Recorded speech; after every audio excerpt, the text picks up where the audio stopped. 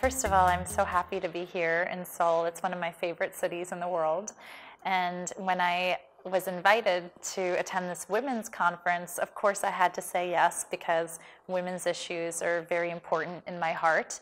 I focus a lot on women's issues in the United States, but every company today is a global company. So if I'm focused on women's issues, I have to think about it all over the world.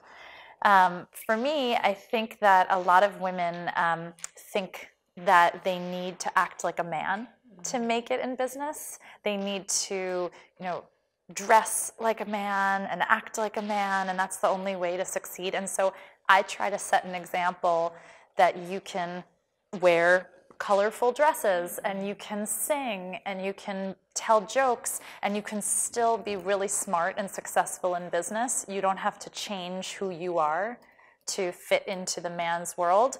Just be yourself. I think for me, the best scene in my life is when I get to make my own decisions. That's why I love to have my own business, because all of my successes and failures are mine. I own them.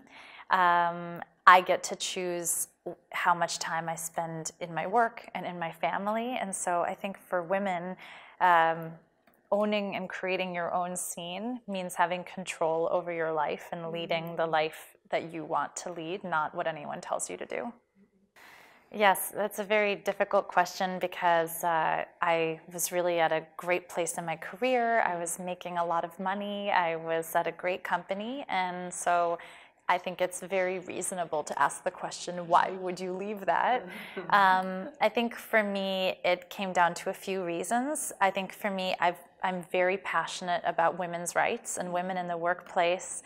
And I was very disappointed that in 10 years of working in technology, there were so few women. I could really count the women executives on my hands. That's how few there were. And I finally realized that I wasn't going to be able to change that from inside a company. I had to go start my own company and try to make change in the media, in government, in education. Also, here I was telling all these women, go start a business, but I was still just working at someone else's company. I wasn't doing that, so I also had to set an example and have my own company if I was going to have credibility telling other women to do that. With Zuckerbergmidi어, our goal is to introduce families and children to technology in a way that's delightful and exciting. Right now, there's a lot of programs in the US that teach girls how to code or with robotics, but you have to know that those programs exist and you have to have parents who push you into doing those programs. And so that means that there's millions of people around the world that will never do that because they don't know that they should be opting into technology. So we make children's television shows that are fun, restaurants, live theater. We do all kinds of shows that bring technology to families in a way that's really fun and accessible.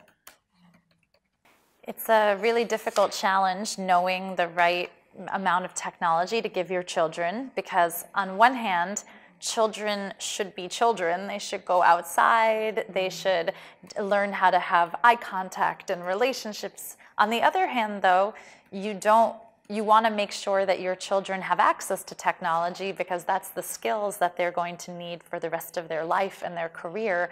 So it's a very fine line because you don't want your children to have too much or too little technology.